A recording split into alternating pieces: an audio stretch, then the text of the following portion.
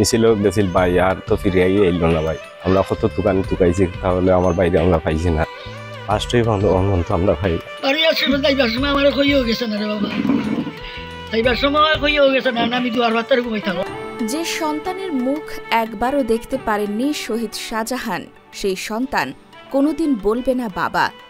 এই বাক্যটাই যেন বয়ে বেড়াচ্ছে মৌলভীবাজারের শনকাপন গ্রামের এক পরিবারের সমস্ত শোক, কান্না আর ক্ষোভ। মৌলভীবাজার সদর উপজেলার ৯ নং আমতৈল ইউনিয়নের শনকাপন গ্রামের বাসিন্দা শাহজাহান মিয়া ছিলেন বাবা আরশ আলী মিয়ার ছোট ছেলে।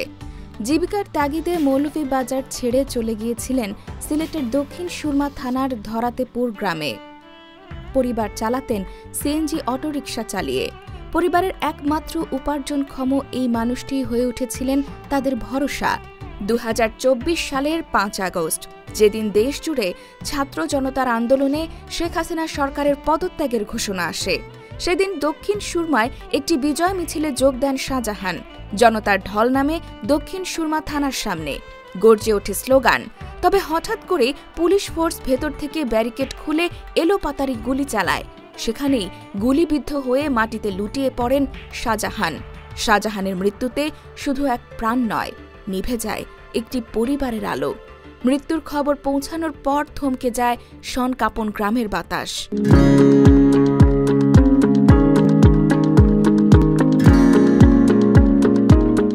৫ তারিখে আমার ছেলে বার হয়ে গেল, আর তো আমার ছেলেরে পাইলাম না। গুল্লি খাইলো থানা দিচ্ছে, লাশও পাইলাম না।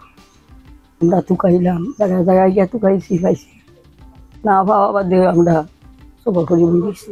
তা তুই দিলে আর কি মন দিয়ে দেখাইছে। মৌলভীবাজার থেকে কোনো পাইছি না। সিলেট থেকে সিলেট থেকে দিলে আমার নাতি ওগুলো লাগিয়ে দিছিল।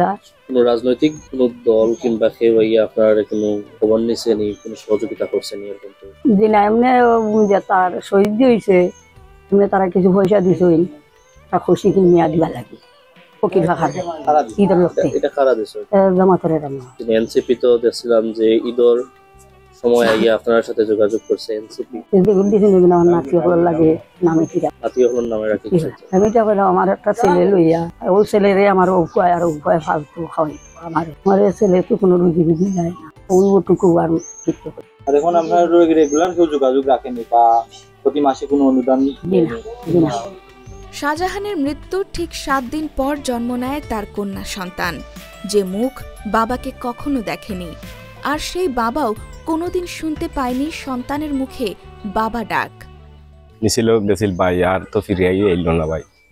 আমরা কত দোকান টুকাইছি, তাহলে আমার বাইরে আমরা পাইছি না। ফার্স্টই বন্ধ তো আমরা পাই না। আমরা এত দোকান টুকাইছি, তো ওনার লাশ ওই প্রশাসনের কাছ থেকে আমরা কোনো বন্ধু আর পাইলাম না।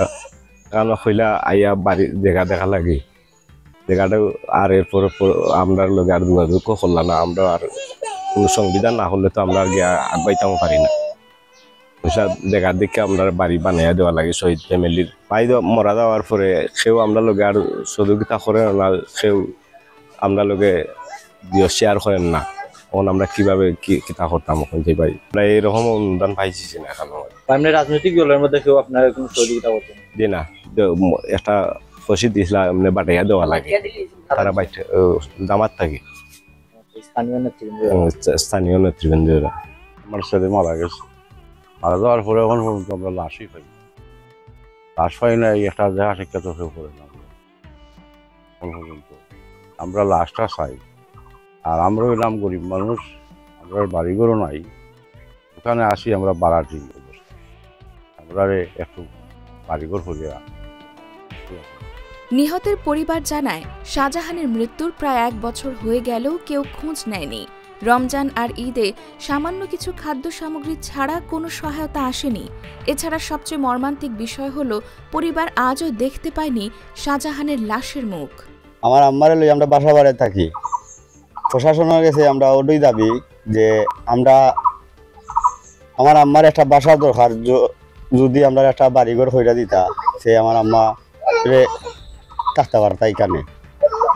ভাই মারা যাওয়ার পরে কোনো প্রশাসন থেকে কোনো খোঁজখবর আমরা কেউ নেন না এখন পর্যন্ত, বা কেউ খোঁজখবর লইলে না আমরা মারতাম তারার লগে যে ওরকম হয়েছে বিষয়।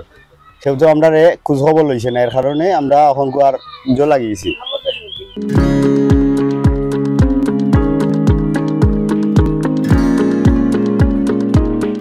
বৃদ্ধ মা আজও বসে থাকেন পথের ধারে, ছেলের ফেরার অপেক্ষায়। উপার্জনক্ষম একমাত্র সন্তান হারিয়ে অনাহারে দুঃখে চলছে পরিবারের দিন। আমাদের এখানে বৈষম্য বিরোধী আন্দোলনে একমাত্র শহীদ, উনি বৈষম্য বিরোধী আন্দোলনে সিলেট আন্দোলনে উনি পুলিশের গুলিতে নিহত হয়েছে। তার ওয়ার্ডের মেম্বার সাহেব হয়েছে আব্দুর রহমান সাহেব, ওনারাই মানে তখন তাৎপর্যের ওই বলছে যে মানে ইউনিয়ন থেকে যত সহযোগিতা মানে ওয়ার্ডে দেওয়া হয় তাদের ফ্যামিলিতে একটা অংশ দেওয়ার জন্য। আর ওরা বোধহয় সরাসরি এখানে সবসময় বসবাস করে না, ওরা তো মূলত সিলেট, এখন সিলেটই আগে পূর্বে সিলেট বসবাস করতাম, বর্তমানে তাদের অ্যাক্সিডেন্ট ঘটার পরে হয়তো তার মা বাবা এই মানুষ হিসাবে সেজন মানে পেশায় একজন সিএনজি টাইপার ছিল, সিএনজি চলাচল করতে হবে। তো যতটুকু খবরাখবর এমনি যে মানে জানতে পারছি আর কি, ব্যক্তিগতভাবে আমার সাথে পরিচিত নয়, তবে এমনি খোঁজখবর নিয়ে যতটুকু জানতে পারছি মানুষে ভালোই আছিল এবং এই যে বৈষম্য বিদ্যার আন্দোলনে সক্রিয়ভাবে অংশগ্রহণ করিয়া হয়তো বেচারা শাহাদত বরণ করছে। আমরা সবাই আমরা ইউনিয়নবাসীর পক্ষ থেকে তার আত্মার মাগফিরাত কামনা করি, আল্লাহ যেন ওনারে জান্নাতবাসী করে। এখন শাহজাহানের পরিবারের একটাই দাবি, আমরা বিচার চাই। যারা আমাদের ছেলেটাকে গুলি করে মেরে ফেলেছে তারা যেন শাস্তি পায়, যাতে আর কোনো মা এভাবে ছেলের লাশ না দেখে।